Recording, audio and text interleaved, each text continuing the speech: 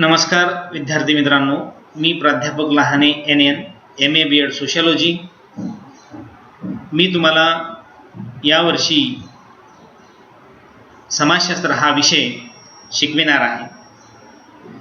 तर हा विषय शिकविण्यापूर्वी मी तुम्हाला जे नवीन प्रश्नपत्रिकेचं स्वरूप आलेलं आहे, जो पाठ्यक्रम बदललेला आहे, याविषयीची थोडक्यात माहिती देणार आहे आणि मग पुन्हा हळूहळू एक एक प्रकरण आपण पाहत जाणार आहोत।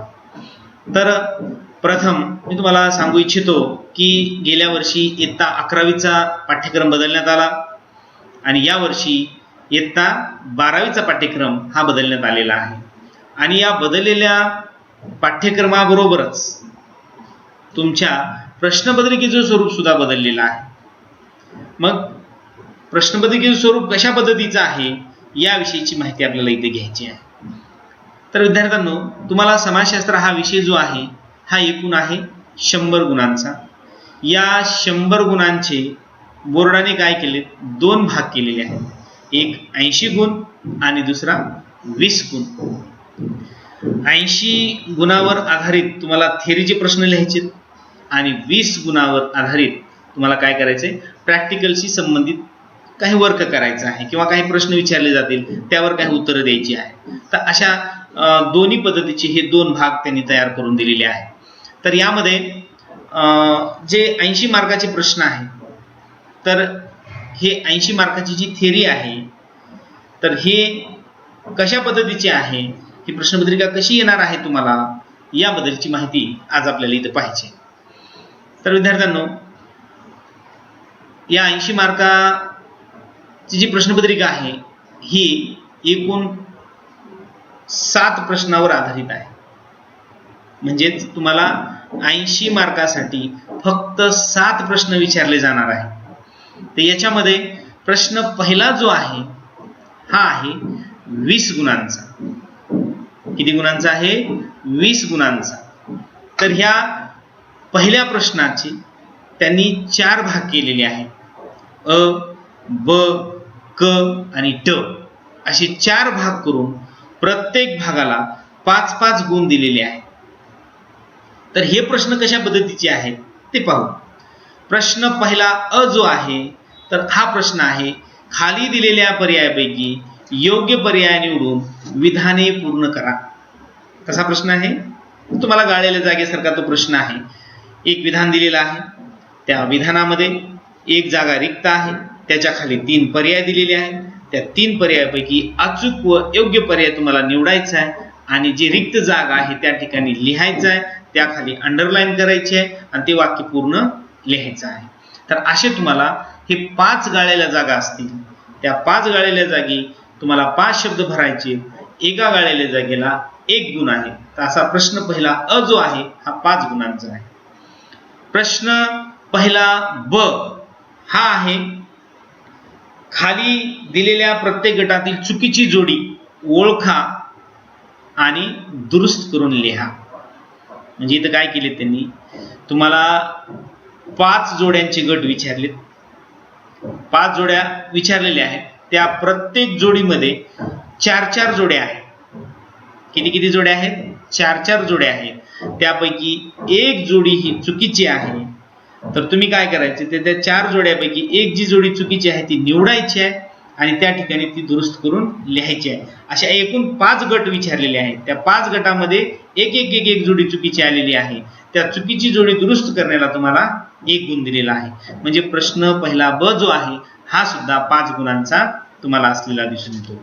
त्यानंतर प्रश्न पहिला क जो आहे, हा प्रश्न पहिला क, इथे काय केले त्यांनी बघा, तुम्हाला हा सुद्धा प्रश्न 5 मार्काचाच आहे। इथे काय केले, एक चौकट दिली, त्या चौकटीमध्ये काही शब्द, काही संकल्पना तुम्हाला दिलेल्या आहेत आणि त्या संकल्पनेशी निगडीत काही खाली विधानं दिलेली आहे, काही म्हणजे 5 विधानं दिलेली आहेत आणि त्या प्रत्येक विधानाला तुम्हाला 1 गुण आहे। तर तुम्ही काय करायचे, ते विधान व्यवस्थितरित्या वाचन करायचं आणि त्या विधानाच्या पुढे त्याला लागू होईल अशी जी संकल्पना वर चौकटीत दिलेली आहे किंवा जो शब्द दिलेला आहे तो योग्य शब्द निवडायचा आहे आणि त्या विधानाच्या पुढे किंवा खाली तुम्हाला लिहायचं आहे। इथं किती विधान आहेत, 5, तुम्हाला तो शब्द निवडायचा किंवा संकल्पना निवडायची आणि त्याच्या पुढे लिहायची, तर हे शब्द लिहिण्याला म्हणजे तिथंच आहे, वरचा शब्द तुम्हाला योग्य तो निवडायचा आहे आणि त्या विधानाच्या समोर तुम्हाला लिहायचा आहे. तर हा सुद्धा प्रश्न आहे 5 गुणांचा.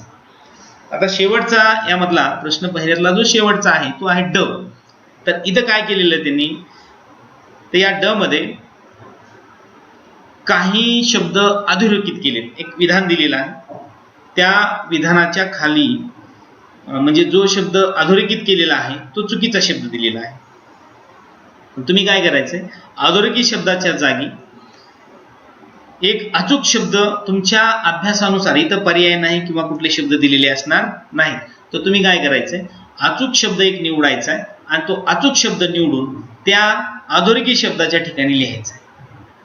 तर त्या अधोरेखित शब्दाच्या ठिकाणी एक शब्द लिहिण्याला तुम्हाला किती गुण आहे, 1 गुण आहे. तर असे 5 अधोरेखित शब्द असतील, म्हणजे 5 विधानं असतील, त्यामध्ये एक एक शब्द हा अधोरेखित केलेला असेल, अंडरलाईन केलेला असेल, तर तुम्ही काय करायचंय, ते वगळायचं आहे आणि अचूक शब्द तिथे लिहायचा आहे. तर ह्या लिहिण्याला तुम्हाला 1 गुण आहे. तर हा सुद्धा प्रश्न 5 मार्काचा. तर असं एकंदरीत प्रश्न पहिला जो आहे हा 20 गुणांचा असून यामध्ये 4 भाग, 5-5 मार्काचे 4 भाग करण्यात आलेले आहे. यानंतर प्रश्न दुसरा जो आहे हा आहे टिपा लिहा. आता टिपा लिहा मध्ये तुम्हाला काय केले, त्यांनी 3 प्रश्न विचारलेले आहेत. त्या 3 प्रश्नांपैकी तुम्हाला किती लिहायचे, 2 प्रश्न लिहायचे. हा प्रश्न आहे 8 गुणांचा, म्हणजे एक बीट जो आहे तो आहे 4 मार्क. प्रश्न दुसऱ्यामध्ये 3 प्रश्न विचारले जातील, लिहायचे 2, प्रत्येक बीट 4 मार्काला. टिपा द्या म्हणजे कसे प्रश्न असतील, एक संकल्पना विचारली जाईल, जसं समूह असेल, आदिवासी समुदाय असेल, किंवा राष्ट्रीय एकात्मता असेल, विविधता असेल, किंवा तुम्हाला औद्योगिकरण असेल, अशी संकल्पना विचारली जाईल. तर त्या संकल्पनेची तुम्हाला तिथं माहिती लिहायची आहे. तर हे 2 संकल्पना किंवा 2 टिपा विचारल्या जातील, त्याबद्दलची सविस्तर माहिती तुम्हाला तिथे लिहायची. पण ही टिप लिहित असताना 4 मार्काचा गुण असल्यामुळे, म्हणजे त्या प्रश्नाला 4 गुण असल्यामुळे तुम्ही काय करायचे, किमान त्या प्रश्नाला 5 मुद्दे तिथे लिहायचे. जर तुम्ही 5 मुद्दे लिहिले तर तुम्हाला आउट ऑफ मार्क पडू शकतात. त्यानंतर प्रश्न तिसरा जो आहे हा आहे फरक स्पष्ट करा. याच्यामध्ये त्यांनी काय केलेलं आहे, 5 प्रश्न इथं विचारलेले आहेत, म्हणजे 5 फरक विचारलेले आहेत. तर त्या प्रत्येक फरकाला त्यांनी 4 गुण दिलेले आहेत. पण तुम्हाला लिहायचेत किती, इथं 5 पैकी 3 लिहायचे, म्हणजे प्रत्येक बिटाला त्यांनी 4 मार्क दिलेत. म्हणजे तिसरा प्रश्न हा किती मार्काचा आहे, 12 मार्काचा. आता उदाहरणामध्ये आदिवासी समुदाय आणि ग्रामीण समुदाय यातील फरक लिहा, किंवा प्रादेशिकवाद, संप्रदायवाद यातील फरक लिहा, किंवा भौतिक संस्कृती, अभौतिक संस्कृती यामधील फरक लिहा. असे हे प्रश्न असतील तर तुम्हाला ह्या दोन्हीचा फरक सांगायचा आहे. आणि इथं सुद्धा प्रत्येक या फरक लिहित असताना इथं 5 मुद्दे तुम्हाला लिहायचे, म्हणजे तुम्हाला इथं सुद्धा आउट ऑफ मार्क पडू शकतात. तर असे 5 पैकी 3 प्रश्न तुम्हाला कंप्लीट करून लिहायचे. तर असे जर प्रश्न लिहिले तर तुम्हाला 12 पैकी 12 मार्क सुद्धा इथं पडू शकतात. प्रश्न चौथा जो आहे हा आहे खालील संकल्पना उदाहरणासह स्पष्ट करा. म्हणजे प्रश्न आपण जो दुसरा लिहिला होता की नाही, दुसरा प्रश्न जो आपण पाहिला टिपा लिहा, त्याच पद्धतीचा हा प्रश्न असेल, संकल्पना पद्धतीचा. म्हणजे टिपा आणि संकल्पना एकच पद्धतीचा प्रश्न आहे. तर तुम्ही काय करायचंय, जसं दुसरा प्रश्न होता तसाच प्रश्न हा सुद्धा आहे, आणि हा सुद्धा 8च मार्काचा प्रश्न आहे. आणि इथं सुद्धा तुम्हाला 3 विचारले जातील, लिहायचे किती, 2च. म्हणजे दुसरा आणि चौथा प्रश्न जवळपास सारखा असलेला दिसून येतो. पण या प्रश्नाला सुद्धा तुम्हाला किती मुद्दे लिहायचे, 5-5 मुद्दे तिथे तुम्हाला लिहायचे आहे. आता प्रश्न 5वा अ हा जो आहे इथं त्यांनी थोडंसं वेगळं पद्धत आणलेली आहे. इथं काय विचारलं त्यांनी, संकल्पना चित्र पूर्ण करा. म्हणजे काय केले बघा, एक संकल्पना दिलेली आहे, त्याला त्यांनी चौकोन करून दिलेला आहे. मग चौकोन केल्याच्या नंतर त्यांनी काय केले, 4 जागा रिक्त दिलेल्या आहेत अशा बाजूने. मध्यभागी एक शब्द लिहिलेला आहे, त्याला चौकोन करून टाकला आणि त्याच्या बाजूने 4 रिक्त चौकोन दिलेले आहेत किंवा तक्ते दिलेले आहेत समजा. तर तुम्ही काय करायचे, त्या 4 तक्त्यामध्ये त्या मध्यभागी दिलेल्या शब्दाला अनुरूप कोणते शब्द असतील तर ते तुम्ही तिथे लिहायचे आणि ते तुमच्या पाठ्यक्रमावर आधारितच असते. जे सिलेबस आहे त्या सिलेबस मधलेच ते प्रश्न असतील, ते शब्द असतील. आता उदाहरणामध्ये तुम्हाला त्याचं एक उदाहरण सांगतो. उदाहरणार्थ हिंदू धर्मातील आश्रम व्यवस्था असा शब्द तुम्हाला मध्यभागी दिलेला आहे आणि त्याच्या बाजूने 4 असे रकाने दिलेले आहेत. या कोपऱ्यावर एक, या कोपऱ्याच्या बाजूला एक, या कोपऱ्याचे आणि ह्या कोपऱ्याचे एक. तर ते संकल्पना चित्र करत असताना तुम्ही काय करायचे, आश्रम व्यवस्था जो शब्द याला अनुरूप कोणते आश्रम विचारले, त्याचे प्रकार विचारले. लक्ष द्यायला नाही तर की त्याचे प्रकार हे विचारलेले आहेत. मग तुम्ही काय करायचं, ब्रह्मचर्य आश्रम, वानप्रस्थ आश्रम, गृहस्थ आश्रम आणि संन्यास आश्रम असे हे 4 त्या तक्त्यामध्ये शब्द लिहायचे. किंवा दुसरा असेल हिंदू धर्मातील वर्ण व्यवस्था असेल तर तुम्ही काय करायचे, 4 वर्ण विचारले तर कोणते, ब्राह्मण, क्षत्रिय, वैश्य आणि शूद्र असे हे 4 वर्ण तुम्हाला तिथे लिहायचे. तर ह्या 4 शब्दाला 4 मार्क तुम्हाला दिलेले आहेत. म्हणजे प्रश्न 5वा अ जो आहे हा किती मार्काचा आहे, हा 4 मार्काचा आहे. यानंतर त्यांनी पुढे विचारलेला आहे प्रश्न 5वा ब. प्रश्न 5वा ब मध्ये काय केलेलं आहे त्यांनी, खालील विधाने चुकी बरोबर ते सकारण सांगा. इथं तुम्हाला काय केले त्यांनी, खाली काही विधानं दिलेली आहे. उदाहरणार्थ भारतामध्ये आंतरजातीय विवाहाचे प्रमाण कमी होत चाललेले आहे. चूक का बरोबर तुम्ही सांगायचं. आणि ते चूक असेल तर का चूक आहे आणि बरोबर असेल तर का बरोबर आहे, हे तुम्हाला तिथं ते कारणासहित तिथं लिहायचं आहे. तर इथं काय केले त्यांनी, हा प्रश्न आहे 8 मार्काचा. इथं तुम्हाला त्यांनी 3 प्रश्न विचारलेले आहेत, तुम्हाला लिहायचे 2च, म्हणजे 1 बीट आहे 4 मार्काचे. म्हणजे एकंदरीत तुम्हाला इथं 2 बीट लिहायची आणि त्या बीटाला, प्रत्येक बीटाला 4-4 गुण आहेत. हा प्रश्न सुद्धा तुम्हाला 8 गुणांचा असलेला दिसून येतो. यानंतर प्रश्न 6वा अ जो आहे तर हा प्रश्न जसं भाषाविषयीला उतारे होते की नाही, त्या उतार्यावर आधारित हा प्रश्न आहे. आता इतकी दिवस काही समाजशास्त्रामध्ये असे उतारे आलेले नव्हते, पण या नवीन पद्धतीनुसार त्यांनी काय केलेलं आहे, याची कृतिपत्रिका आहे. आपल्या आता प्रश्नपत्रिका म्हणण्याऐवजी आपण काय म्हणायचं, याला कृतिपत्रिकाच म्हणायचं, कारण त्यांनी नाव दिलं आहे कृतिपत्रिका. तर ह्या कृतिपत्रिकेमध्ये त्यांनी काय केलेलं आहे, एक उतारा दिलेला आहे तुम्हाला, जो की तुमच्या पाठ्यक्रमामध्ये सिलेबसमध्ये आहे, पुस्तकात आहे. तर त्या उतार्याला इथं त्यांनी दिलेला आहे. तुम्ही काय करायचं, तो उतारा वाचायचा आहे आणि यावर आधारित तुम्हाला 2 प्रश्न विचारले जातील, जे की कंपल्सरी असतील. तिथं तुम्हाला ऑप्शन नाही, सोडता येणार नाही. तर हा उतारा जो आहे अतिशय बारकाईने वाचायचा आहे आणि वाचल्याच्या नंतर इथं जे 2 प्रश्न विचारलेले आहेत त्या उतार्यावर आधारित ते प्रश्न असतील. तर त्या 2 प्रश्नाची उत्तरं तुम्हाला तिथं लिहायची आहे. जमेल हे, जमतंय, हळूहळू येईल तुम्हाला ते. त्यानंतर प्रश्न 6वा ब जो आहे, प्रश्न 6वा अ हा 6 मार्काचा आहे, सांगितलं मी. हा प्रश्न आहे 6 मार्काचा. प्रत्येक प्रश्नाला असतील 3 मार्क, 2च प्रश्न आहेत, त्याला ऑप्शन नाही. प्रश्न 6वा ब जो आहे हा आहे, खाली काही तुम्हाला 2 विधानं दिलेली जातील आणि त्या विधानावर आधारित तुम्हाला तुमचं मत नोंदवायचे. काही विधान दिले जातील, म्हणजे हा प्रश्न जो आहे हा उपयोजनात्मक प्रश्न आहे.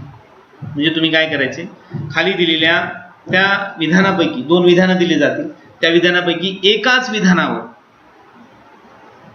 विधानावर तुम्हाला तुमचं मत नोंदवायचं. आता उदाहरणामध्ये तुम्हाला सांगा, लिंग समानतेवर विद्यार्थ्यांनो तुम्ही काय सांगू शकाल, आपल्या इथं लिंग समानता आहे का नाही, म्हणजे स्त्री पुरुष समानता आहे का नाही, याविषयी तुम्हाला काय तुमचं मत आहे, तर असा प्रश्न तुम्हाला विचारला जाईल. तर हा प्रश्न इथं तुम्हाला 2 विचारले जातील, इथे लिहायचे, एकच तुमचं मत सांगायचे आणि ते 4 मार्काचं असेल. यानंतर प्रश्न 7वा जो आहे हा प्रश्न मात्र मोठा प्रश्न आहे. तर इथं काय केलं त्यांनी, हा प्रश्न उपयोजनात्मक विचारलेला आहे. म्हणजे तुमची आकलन क्षमता किती आहे, तुम्ही कशा पद्धतीने विचार करू शकता, आपले मत कसे मांडू शकता, अशा पद्धतीचा हा प्रश्न आहे. तर हा प्रश्न जो 7वा आहे, तर हा प्रश्न तुम्हाला 10 मार्काचा आहे. इथे तुम्हाला 2 प्रश्न विचारले जातील, जे की उपयोजनात्मक असतील. म्हणजे तुमचं मत कसं तुम्ही नोंदवू शकता, अमुक प्रश्नावर, एखाद्या प्रश्नावर किंवा एखाद्या घटकावर तुम्हाला तुमचं मत कशा तऱ्हेने नोंदवता येईल, तर या बाबतचा हा प्रश्न असलेला दिसून येतो. म्हणजे तुम्ही इथं काय करायचे बघा, जे विधान विचारले किंवा जे प्रश्न विचारलेला आहे त्यावर तुमचं मत नोंदवायचं. आता उदाहरणामध्ये विवाह संस्थेचं स्वरूप बदलत चाललेलं आहे, तुमचं मत काय? किंवा कुटुंबाची भूमिका दिवसेंदिवस बदलत चाललेली आहे, यावर तुमचं मत काय? असे प्रश्न असतील, त्यापैकी तुम्हाला काय करायचंय, एकच प्रश्न निवडायचा आणि त्या निवडलेल्या प्रश्नावर तुम्हाला व्यवस्थितरित्या 150 शब्दामध्ये उत्तर लिहायचे, सविस्तर उत्तर लिहायचं आहे. तर अशा तऱ्हेने ही प्रश्नपत्रिका आहे. किती मार्क झाले बघा एकदा. प्रश्न पहिला 20 गुण, प्रश्न दुसरा 8 गुण, प्रश्न तिसरा 12 गुण, म्हणजे 20 आणि 8 28, 28 आणि 12 किती झाले 40. प्रश्न चौथा 8 गुणांचा, प्रश्न पाचवा 4 गुणांचा, म्हणजे हे किती झाले, हे 12. 40 आणि 12 52. त्यानंतर प्रश्न पाचवा हा 8 मार्काचा, किती झाले 60. प्रश्न सहावा जो आहे हा 6 मार्काचा आणि जो आहे हा 4 मार्काचा, म्हणजे हे 10 मार्क. 60 आणि 10 70. आणि प्रश्न सातवा हा किती मार्काचा, 10 मार्काचा, म्हणजे 80. अशी 80 मार्काची तुमची ही प्रश्नपत्रिका किंवा कृतीपत्रिका असलेली दिसून येते, जी की तुमच्या सिलेबसवर आधारित असून तसेच तुमच्या विचार करण्याच्या क्षमतेवर आधारित असलेली दिसून येते. आणि दुसरा जो भाग आहे हा प्रॅक्टिकलचा, जे की प्रात्यक्षिक आहे. याच्यामध्ये तुम्हाला काय केलेलं आहे बघा त्यांनी, तर 20 मार्काचं प्रात्यक्षिक दिलेलं आहे आणि या प्रात्यक्षिकामध्ये तुम्हाला अंतर्गत मूल्यमापन हे 20 गुणाला ठेवलेलं आहे, जे की उपयोजित प्रश्नावर आधारित आहे. म्हणजे जे तुम्हाला भाग आम्ही शिकवणार आहोत त्या भागावर आधारित आणि काही उपयोजनात्मक अशा प्रश्नावर आधारित हे 20 गुण असतील, 20 प्रश्न असतील. तर ते 20 प्रश्न तुम्हाला विचारले जातील प्रात्यक्षिकच्या वेळी आणि ते तुम्हाला त्याची उत्तरं द्यायची आहेत. म्हणजे एक प्रश्न हा 1 मार्काला असेल, असे 20 प्रश्न विचारले जातील आणि तुम्हाला त्याची उत्तरं द्यायची. आणि ते अंतर्गत मूल्यमापन आहे. ते अंतर्गत मूल्यमापन हे आम्हीच घेणार आहोत, त्याच्यामुळं त्याच्याशी निगडीतच हे प्रश्न असतील आणि त्याची तयारी तुम्ही करायची आहे. म्हणजे हे 80 आणि हे 20 अशी एकूण 100 मार्काची ही प्रश्नपत्रिका आहे. आता तुम्हाला यावर आधारित काही मी जी तक्ते आहे, जी मी तुम्हाला आता माहिती दिली, यावर आधारित हे तक्ते मी तुम्हाला देणार आहे की कशा पद्धतीची ही प्रश्नपत्रिका आहे. तर ही प्रश्नपत्रिका तुम्ही एक रजिस्टर घ्यायचे, त्या रजिस्टरमध्ये व्यवस्थितरित्या पहिल्या पेजवर, अगदी व्यवस्थितरित्या पहिल्या पेजवर लिहून ठेवायची आहे. म्हणजे जेणेकरून तुम्हाला पुढे अभ्यास करत असताना पहिला प्रश्न किती मार्काचा, दुसरा प्रश्न किती मार्काचा, तिसरा किती, चौथा किती, पाचवा, सहावा, सातवा हा किती मार्काचे आहे, कशा पद्धतीचे प्रश्न आहे, याचा अभ्यास तुम्हाला होईल आणि प्रश्नपत्रिका एकदम अंगवळणी पडेल आणि तुम्हाला अभ्यासाच्या सोयीसाठी ती फायद्याची ठरेल. म्हणून रजिस्टरच्या पहिल्या पेजवर ही प्रश्नपत्रिका तुम्ही लिहून ठेवायची आहे आणि त्यानुसार पुढे आपल्याला हळूहळू चलत जायचे. म्हणजे पाहत जायचे, नवनवीन पाठ जे आहेत आता येणारे ते तुम्हाला पाहायचे. तर आता हे प्रश्नपत्रिकेचं सुरू झाल्याच्या नंतर तुम्हाला या वर्षी फक्त 6 पाठ ठेवण्यात आलेले आहे. गेल्या वर्षी 7 होते, तर या वर्षी किती आहे, 6च आहे. 6 धडे आहेत किंवा पाठ आहेत. तर ह्या 6 धड्यावर हे तुम्हाला 100 मार्काची प्रश्नपत्रिका आहे. आता हे 6 धडे हे मी सगळं तुम्हाला सगळं पाठवून देईन, जे नोट्स आहेत ते हे सेंड करीन मी. तर ते तुम्ही पुन्हा घरी बघायचे आणि त्यानुसार हळूहळू आपल्याला पुढे चालायचे. हे तक्ते जे आहेत प्रश्नपत्रिकेचे, जे तक्ते आहेत, कशा पद्धतीचे प्रश्न आहेत त्याचं